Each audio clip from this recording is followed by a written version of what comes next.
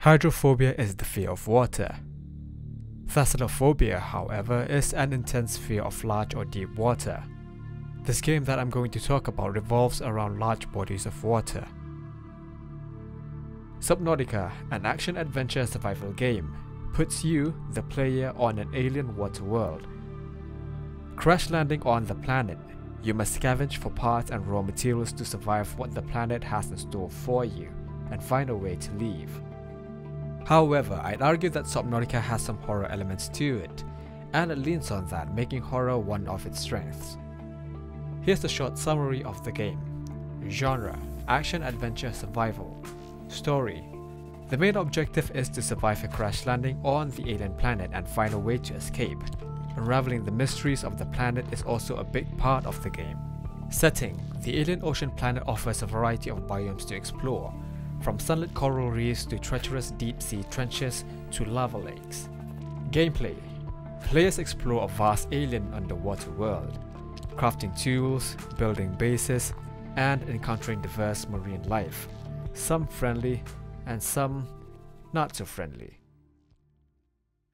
Let's start off with the story of Subnautica. If you don't want spoilers for the story, I'll tell you when to skip ahead. As of now, I'll only be talking about the backstory of Subnautica. In the very distant future, late 22nd century, dolphins on Earth have gone extinct. Humanity has become an interstellar species using phase gates. A phase gate is a technology that lets you travel long distances in a short period of time. Basically, a wormhole. You are Riley Robinson, a non-essential systems maintenance chief on a spaceship called Aurora. A ship created and built by Altera Corporation, or simply Altera. Altera is a trans government that acts as a corporate. They control a majority of the phase gates currently existing. They funded the Aurora mission to construct a phase gate in the Ariadne arm of the galaxy. However, there is a secret mission within the current mission. That is, a search and rescue mission for survivors of a missing Altera ship called Degassi. The Degassi was going somewhere near the future location of the Aurora's phase gate construction site around a decade ago, and hasn't been heard since. After flying for a few months, you fly by a planet called 4546b, a water world, which is also the last known location of the Degassi. Suddenly, the Aurora is struck by an energy beam from planet 4546b, causing the ship to plunge towards the planet. You and the other 156 people on board the Aurora rush towards their life pods to escape the crash. Alright, now I'll be talking about the story. So, if you don't want any spoilers, you can skip ahead to this point in the video. Alright, let's begin. Chaos erupts as alarms blare. You sprint for your life pod, eject from the doomed Aurora and witness its fiery demise. Launch in 3, 2, 1.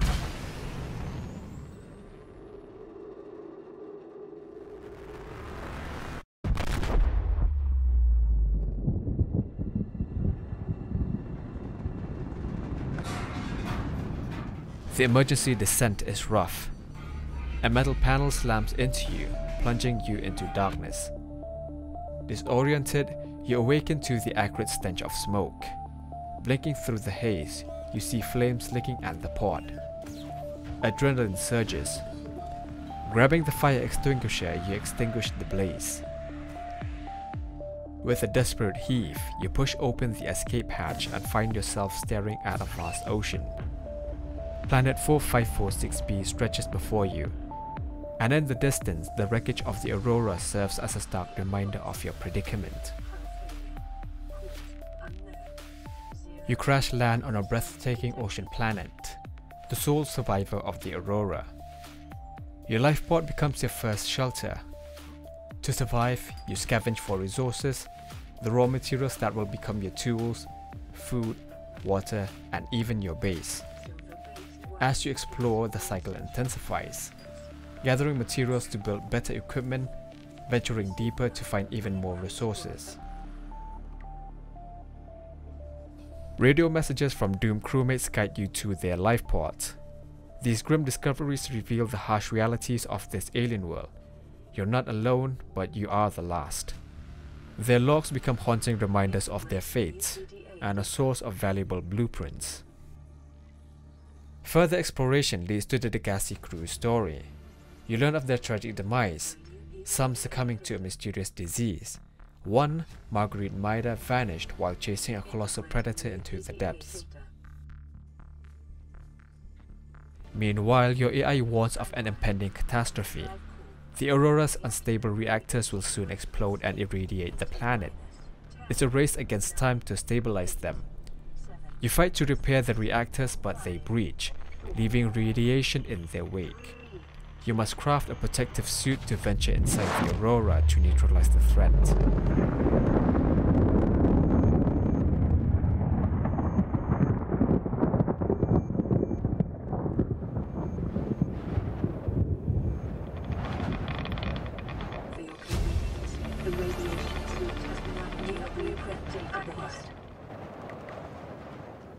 Eventually, you'll find a huge mysterious dark green structure on one of the islands in the game. Entering the structure, you quickly realize that it's alien. In fact, the entire planet is filled with this dark green technology created by an ancient alien race known as the Precursors, having lived on planet 4546b for more than 1,000 years ago.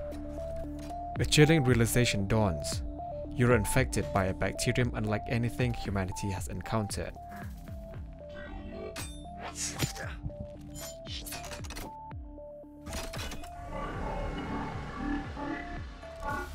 The control panel is broadcasting a message.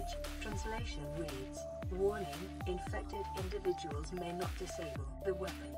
This planet is under quarantine." These precursors were supposedly finding a cure for an unknown illness caused by the bacterium that's infecting you called Kara, which has killed almost all of life on hundreds of thousands of other planets out there. The precursors, like many others before, arrived on planet 4546b to research on the cure for the disease ravaging the planet. Unfortunately, the precursors' deep underwater research facility was attacked by hostile creatures, releasing the Kara samples into the wild, which caused a mass genocide to the life on 4546b. Then you receive a positive message. A radio message from a ship called Sunbeam coming to rescue you. They learn about Aurora's crash and launch a rescue mission for survivors of the crash. Unfortunately, since your character doesn't talk, you realize that they will probably be shot down by the same energy beam that shot you down. This is Altera HQ. This may be your only communications window. We can't send a rescue ship all the way out there, so Aurora, you're just gonna have to meet us halfway. We've uploaded blueprints to the ship's computer. Sandwich run, you in? Yeah, give me a second. Black box data shows the high security terminal in the captain's quarters is still functional. As soon as they enter the atmosphere, the dark green structure that you thought was just a building isn't just a building, but also a massive alien weapon that is programmed to shoot down anything that gets close to the planet.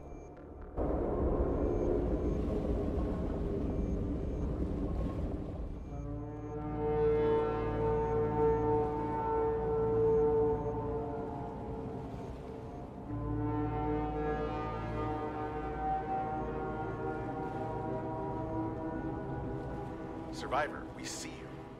Man, I don't know how you held out down there. We broke an atmosphere, and we're descending towards the landing site.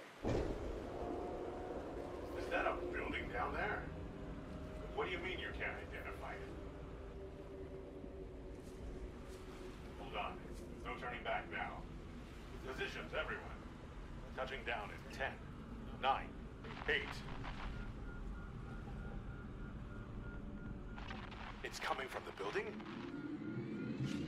Change course. Set thrusters to full.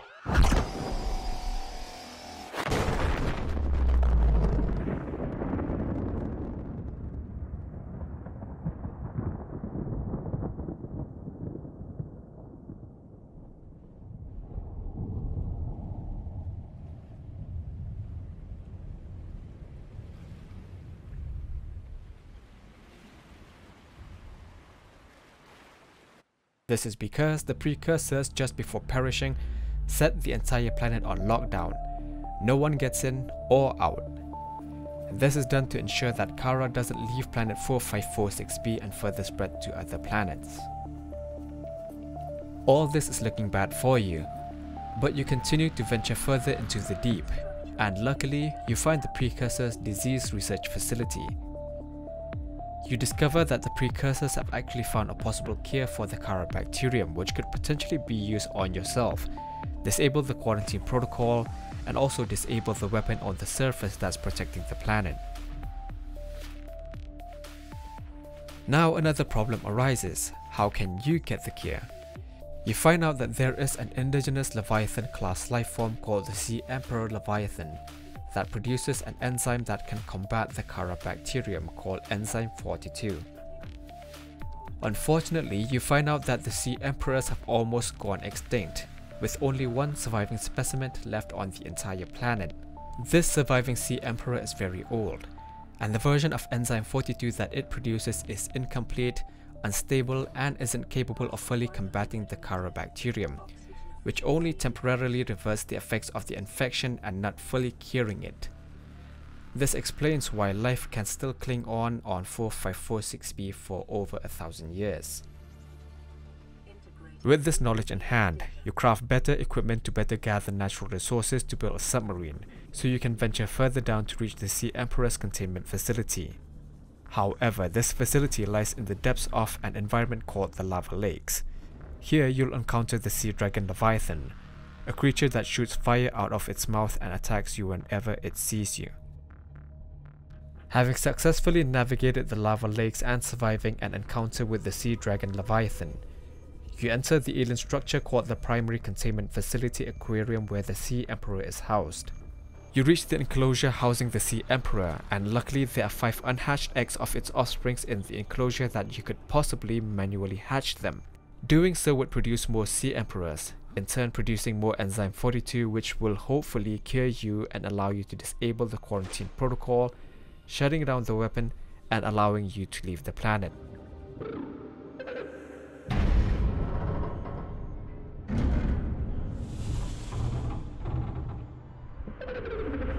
Are you here to play? Others came here once. They built these walls. They played alone. They bored me. Now they're gone. And instead, we have you. We are curious whether you swim with the current or fight against it as they did. These scans indicate this location supports a diverse and healthy ecosystem.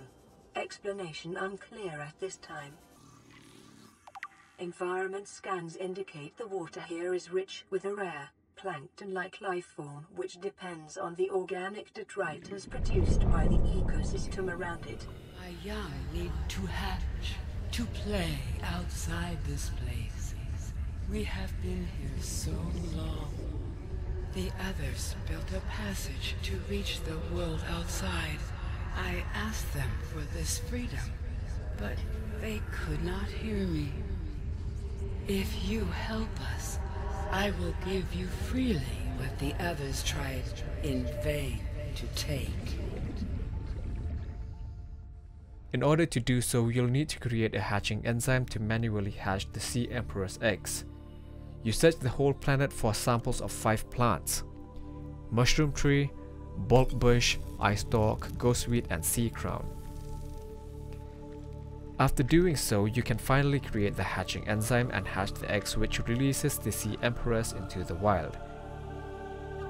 They then produce Enzyme 42 as a blob, which when you are in contact with it, cures you of the infection.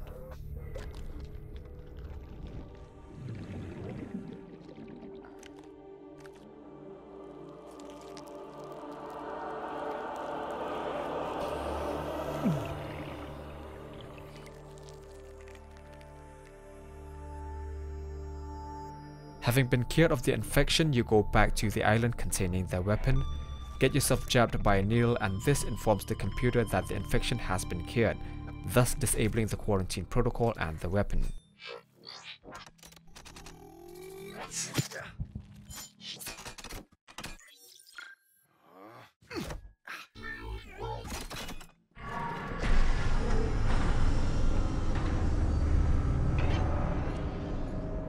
Now it's time for you to leave the planet.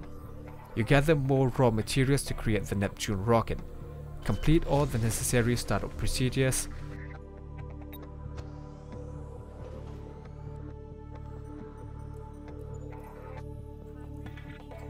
Say goodbye to all the friends you've made and your pet cuttlefish.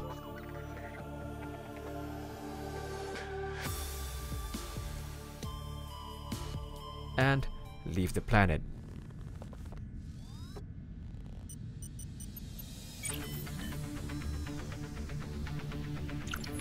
Ready to launch on your command, Captain.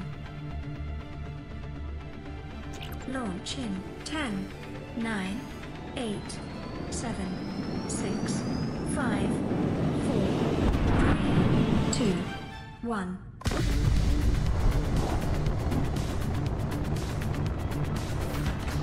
Time capsule jettison.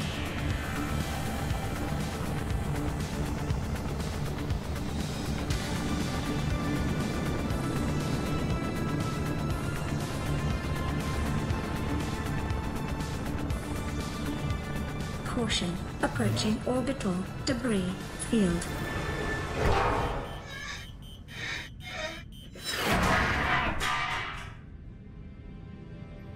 Orbital debris field clear.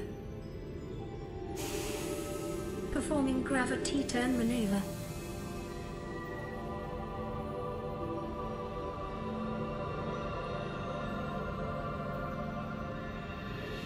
Confirm destination coordinates. Nearest interstellar phase gate. Engaging ion boosters in 3, 2, 1.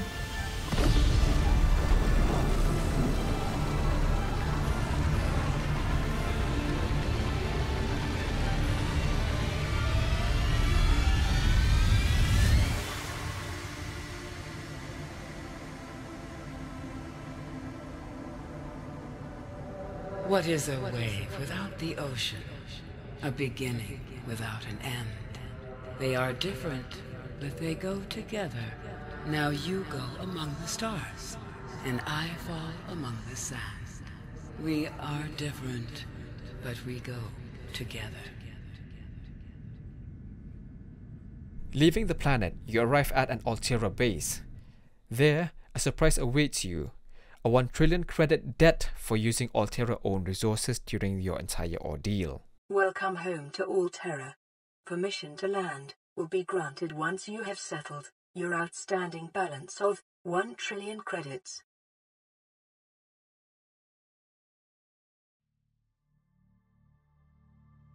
Subnautica is a story of survival, sacrifice, and the consequences of a desperate fight for a cure. It's a breathtaking adventure where the line between beauty and danger blurs with every dive. Now let's talk about gameplay. Like all survival games, you'll need to gather resources to craft food and water to satisfy your hunger and thirst. Injury is also part of the game, so you'll need to craft bandages and medkits to heal injuries. So when you start, the game gives you a little bit of food and water. It encourages you to explore the very beautiful environment of 4546B. So how you craft items, tools and equipments is by gathering blueprints found throughout the world. The things that can be crafted without having to search for blueprints are the basic survival kits, a knife, a scanner, a repair tool and an oxygen tank among others. A tool that enables you to get better stuff is the scanner. You can scan the flora and fauna and also scan wreckages for blueprints for better items, tools and equipments. The more you explore, the more you gather resources and the more you'll be able to craft better stuff. In a nutshell, the more you explore, the better off you'll be and the closer you'll be to leaving the planet. Crafting tools and equipment and traversal are the core gameplay of Subnautica. As you explore, you'll get radio messages that will give you the points of interest to investigate. They also serve as land markers, or in this case, sea markers. But in the game, these points of interest are disguised as story beats. They give you context as to what happened to the other survivors, the history of the precursors, among others. When you're playing the game, I highly suggest leaving these markers on as they'll help guide you to different locations in the game, also called as biomes.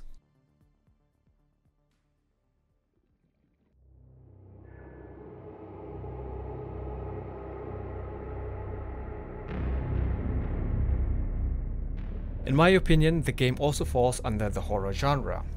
Why, you may ask? Well, in my playthrough of Subnautica, I always felt a sense of nervousness, dread and impending doom. Traversing through the deep dark waters, the music amps up the scare factor, making me more nervous. Pair that with the growls, the screams, the shrieks of the various animals, just send shivers down my spine.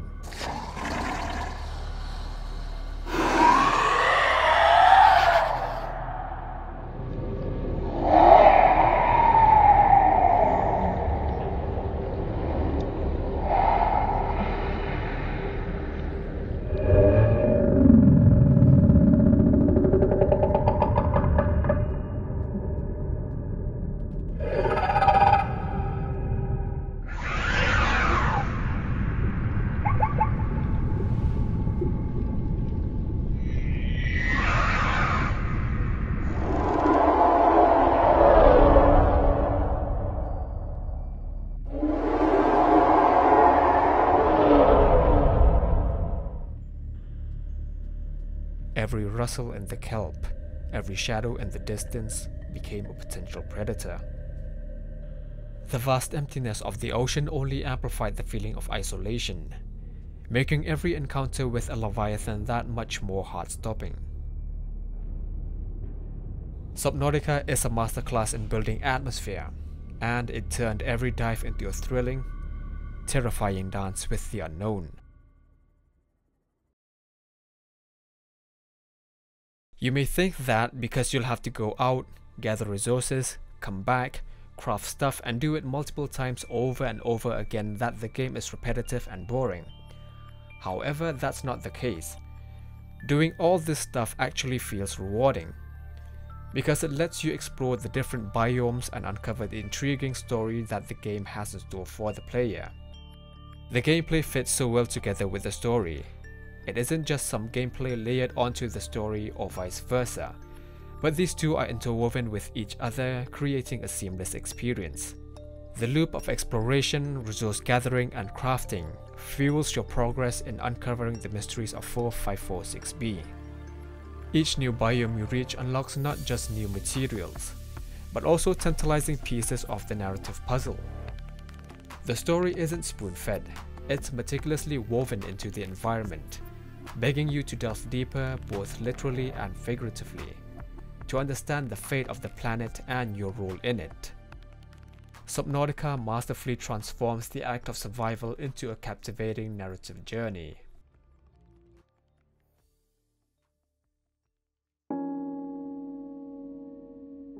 Taking everything into account, the breathtaking world, the suspenseful story and the rewarding gameplay, I'd give Subnautica a solid 8 out of 10. The exploration and atmosphere were phenomenal, but the occasional combat encounter felt a little clunky. What do you all think? Did the constant need to gather resources feel satisfying, or did it get repetitive? Let me know down in the comments below.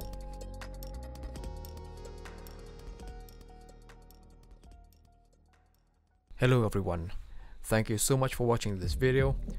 If you enjoy this type of content, consider supporting me by liking this video and subscribing to the channel. And with that being said, I will see you all in the next one.